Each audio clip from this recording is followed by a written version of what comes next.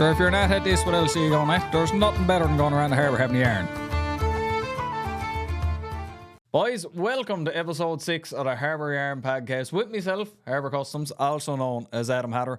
Boys, you can find me on all my socials. I'm most active on TikTok, but I'm after getting a lot better in cross-posting most everything that goes on to TikTok over on the Instagram. So you'll find all the content over on the gram as well. Boys, the podcast right now is living on YouTube. You're likely watching this right now from that platform, but I'm also trying to reach out and put it as an audio file on Spotify too, because that's how I like to consume my podcast, boys. When I'm driving back and forth to St. John's, the two Johnnies gets a lot of airtime for myself when I'm going on the way back and forth in Big Red. So if you enjoys listening to it aboard the rig, well, I got you covered there too. They're starting to go out on Spotify.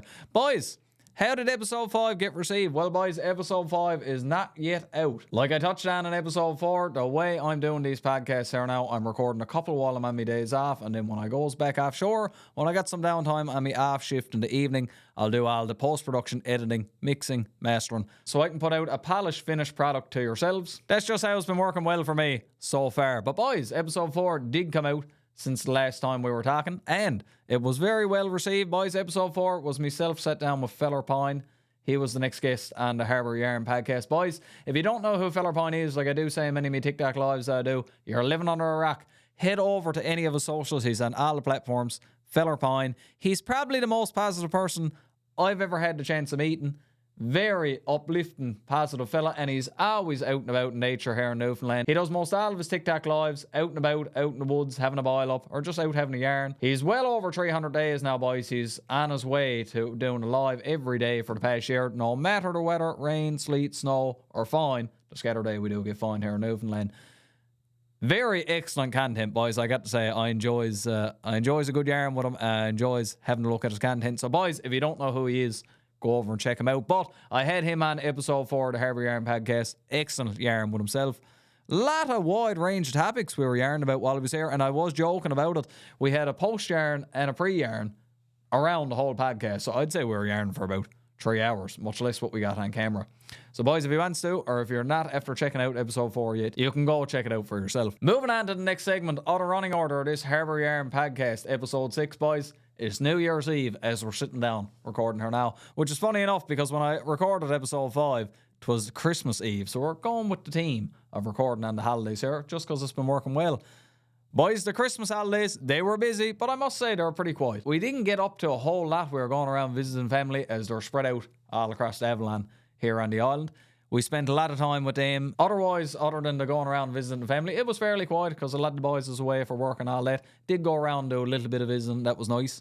But it's always fun being home for the holidays, especially if you got a young one at home. It is very fun seeing them go through all the excitement that is Christmas morning. You can't put a price on that, boys, and it was absolutely nice to be home for Christmas this year.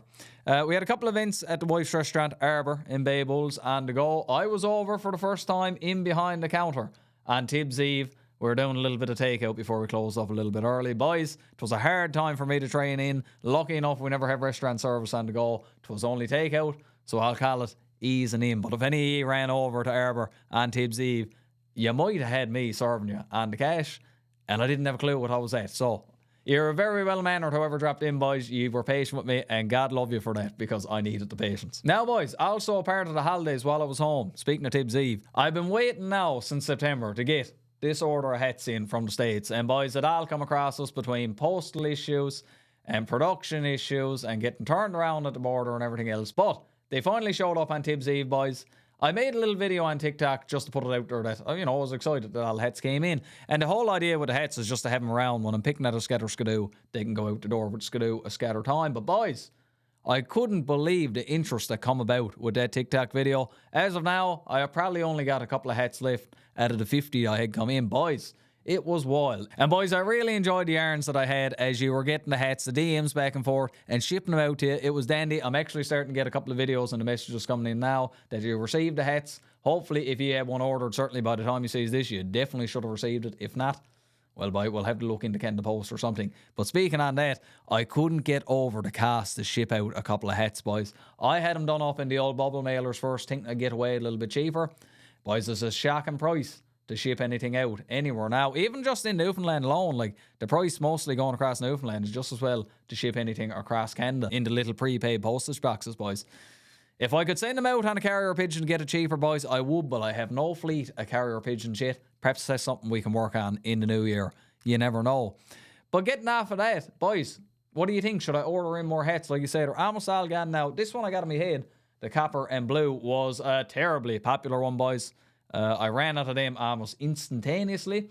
So, boys, if you are looking for a hat, let us know. Would you like to see a couple of more hats come in? And if you'd like to get one, send us an old DM. I'll see if I can hook you up. And, boys, like I touched off right off the bat, it is New Year's Eve as we speak, boys. And as I looked at the weather there yesterday evening, there's a big band of rain coming up to hit the Avalon. Now, said band of rain is going to arrive to the Avalon, what they can figure, about 10 o'clock this evening, and it'll move out by about 2 a.m. The prime time fireworks, boys. Rained out. Now, hopefully, the forecast is wrong, as it is many times here in Newfoundland. But I'm sure there'll be a bit of rain, drizzle and fog as the new year do ring in. We'll take it as it comes, boys. If we got to put the fireworks off in a little bit of the wet, well, boy, that's no odds either. If we got to put the oilskins on, we can go for it. And if we get a little bit of fog, sometimes that only amplifies the fireworks going off. You make the best of it for whatever you gets. That's all I can say about that. Beyond that, boys, New Year's Eve plans for me this evening. Not a whole lot on the go, I must say. We got a little bit of takeout service on the go over at Harbour now this evening. That'll run a little bit earlier on the evening. And I'd say in Edinburgh, it'll just be a few visits. And it'll probably be a pretty quiet New Year's, as New Year's do go. Many years I've spent out the road at the Bella Vista or other places, big bands playing and all that. And that's fine enough. Nothing wrong with it at all. Is it for me this year? Probably not. I'd be just as well off up the shore, going around, seeing a few hands, having a few beers and a few yarns. Typical fella from around the bay. No, I could be arsed going around in St. John's, shagged it. Couple of beer up in the shed now, I'm fine enough. So I would allow that's how it'll be, boys. But wherever you're at, certainly this is well past the New Year's now. I hope you had a good New Year's this evening as you're watching now, weeks later. Getting past that, boys, because it's almost New Year's, that means it's almost time for me to go back to work. Like you say, boys, Christmas hitch is always a busy hitch home. It does tend to go quick.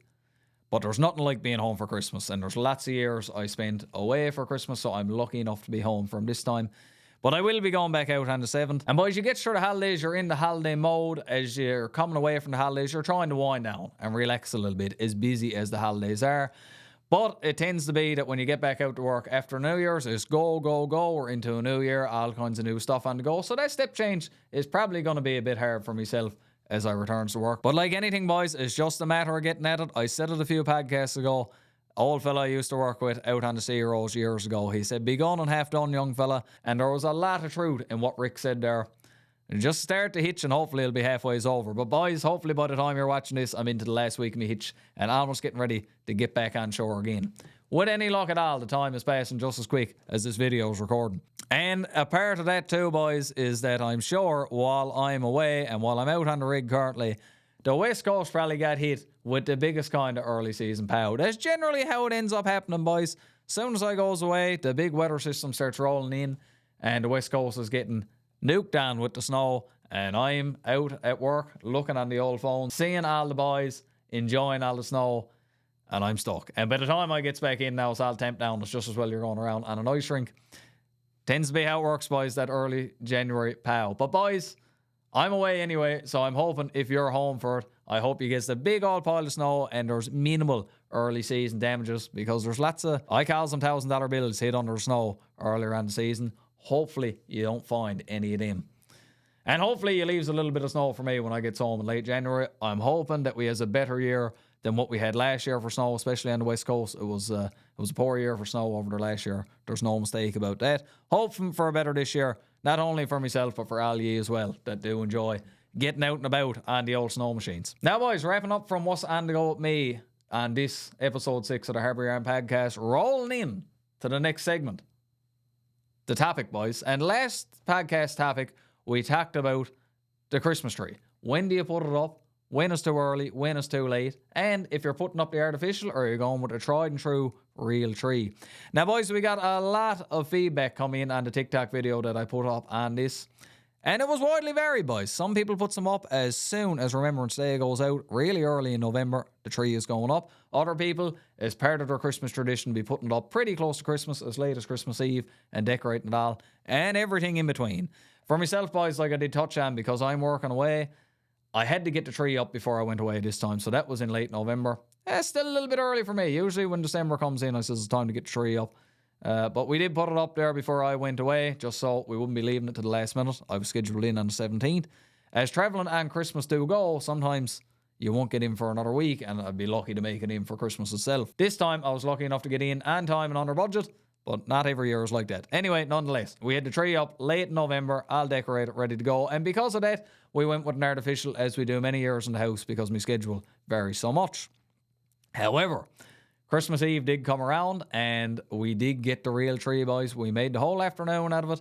Myself, the wife, and the little one went out with the chainsaw. She picked out her very own tree. We lapped him down, got him in the pan, a big red there, and brought him home and decorating him now. He's living in the basement. We've managed to keep it alive for this past week anyway.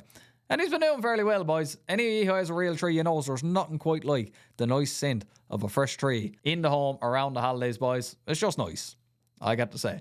But yeah, I'll live right in. A lot of people goes with artificial just because of the ease. No maintenance with it really. Just put the shagger up and take him down. But there's nothing quite like a real one. And a lot of you said you still do take the time to go out and get a real one. Nothing wrong with either way, boys. However you're spending the holidays, the main thing is you're enjoying it. Whether he has a real tree or an artificial tree, or you're putting it up in November, or you're putting it up Christmas Eve, it's all good, boys, whatever way you want to spend it, as long as you're happy with it. Rolling out of that topic, but keeping with the theme of the holidays, boys, the last video I put out for this topic of this episode 6 of the Harbour Yarn podcast.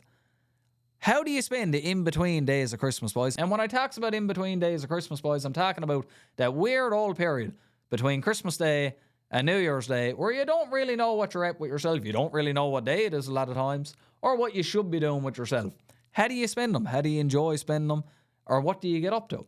And there was a lot of good feedback from the TikTok video that I did post on that too. The biggest response I got back, boys, a lot of people enjoys relaxing. Now the holidays, no doubt, like I said, is a busy time of the year, but it's nice to kick back and relax and take it all in, and that's what a lot of people enjoys doing around the house with family and all that. Another one I did get to, I guess it's involved with relaxing, boys, is enjoying the World Juniors.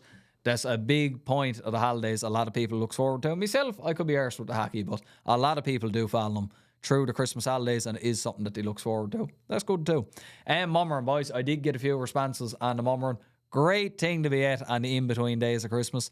I never got mummering myself yet the year. I'm hoping, my buddy just got off work there yesterday evening, I'm hoping I can drag him into it the weekend there before I heads back to work to do a little bit of mummering around Witless Bay. So boys, as you're watching this now, if you did get mummers around Witless Bay in the early part of January, you didn't know who they were, well, perhaps it was me. Let's see if you know who we be come the weekend. We had a couple of write-ins as well. Melvin Bartlett said, boys, he's doing renos on the house. Now, boys, I don't know how your house looks during Christmas time. Mine tends to be fairly busy and maybe even a little chaotic at times with all the stuff that's everywhere that goes along with the holidays.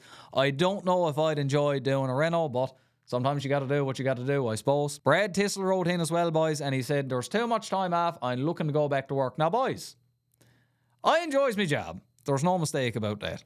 But if you catches me around the Christmas holidays and I happens to be home and I says, boy, I wish they called me back early to go to the Zeros now so I can get back to work. There's too much time off. Boys, call an ambulance and get me a room out at Health Science because there's something seriously wrong. If I'm looking to go back to work while I'm home on my holidays, something is disconnected. Now, like you say, boys, different strokes for different folks, but I can't envision me looking to go back to work over the holidays. But Brad, you do you, buddy. Whatever works for you. Every year for me is a little bit different, boys, depending on where my hitch falls down in these in-between days of Christmas. Like last hitch, I was scheduled back out to work on the 26th of December. That was Boxing Day, so I really missed out on the in-between days of Christmas. I went right back to work, and we were getting ready to disconnect then and sail to Belfast, so it was a lot of big work scopes on the go, so it was facing eyes right into the work.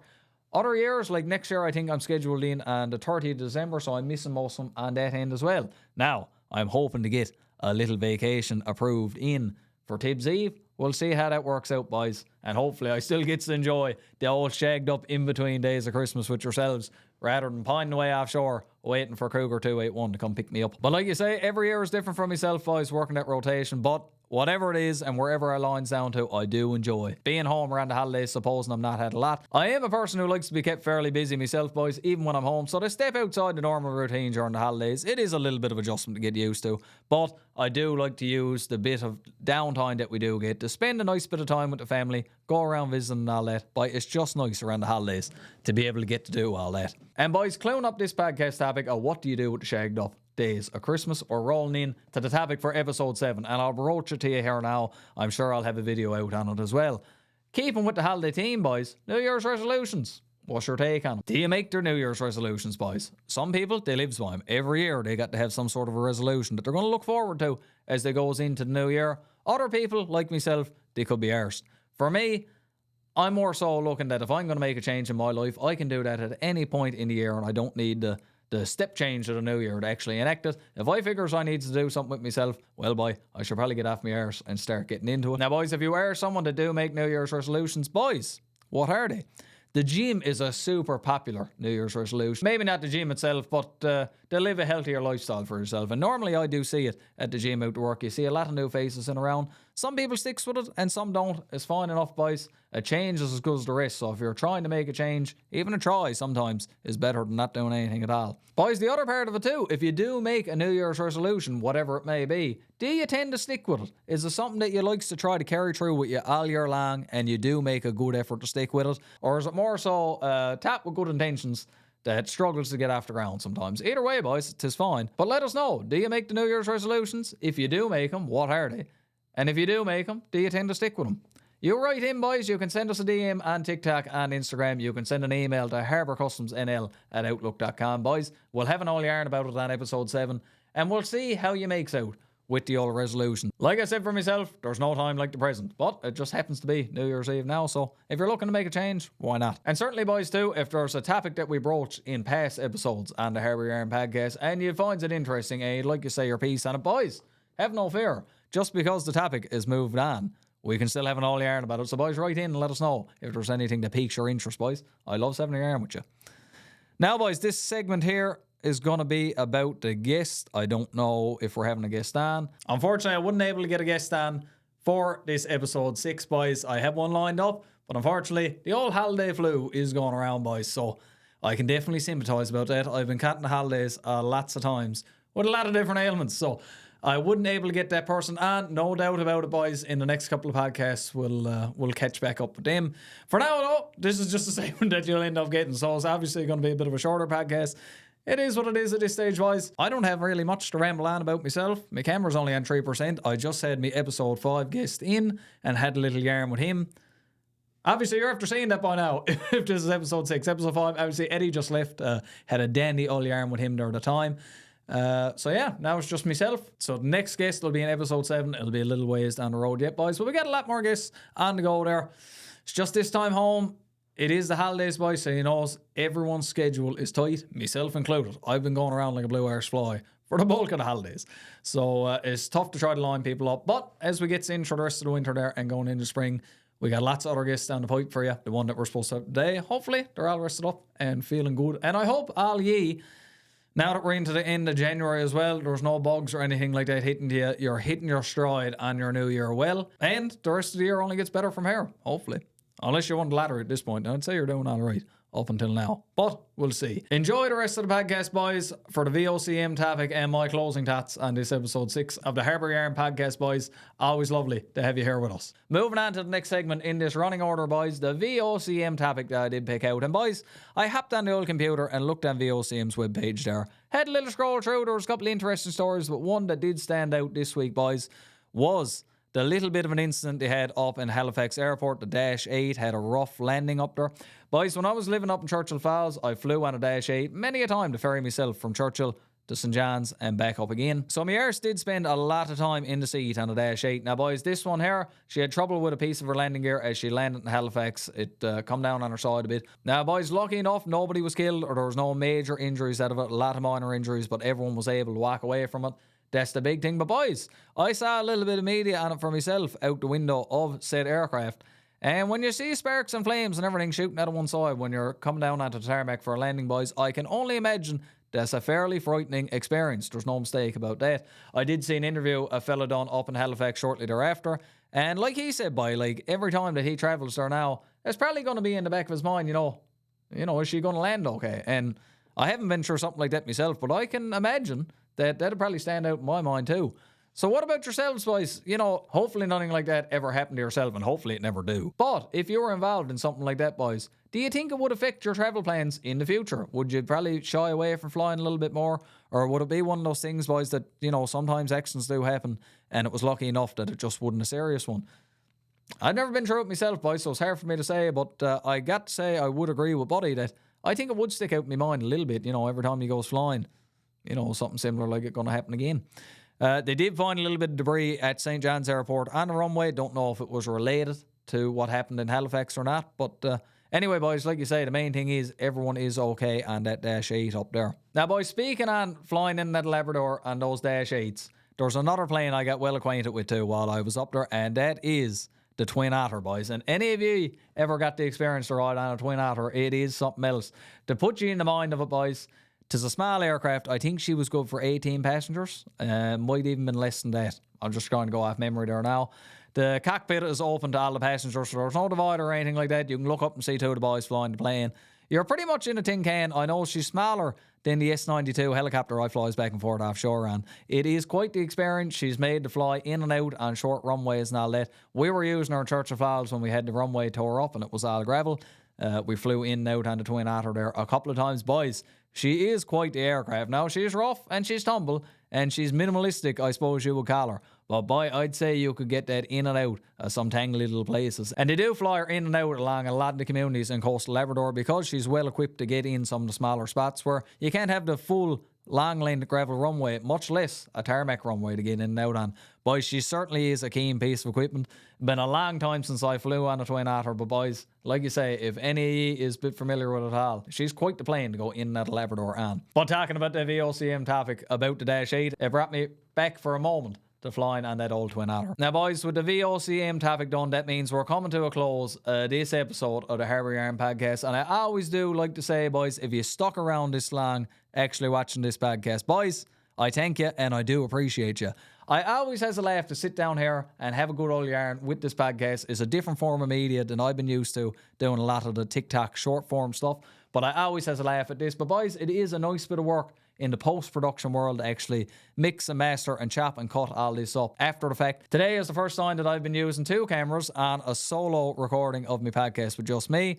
That increases the workload a little bit, but I figured it'd be a nice little difference with a couple of different viewpoints here. And you can see we got some lovely lighting set up. It's hard on the eyes, boys, but I do say it cuts out on a lot of them shadows and it makes it look a little bit cleaner. What do you think, boys? Was this one a little bit easier on your eyes or no?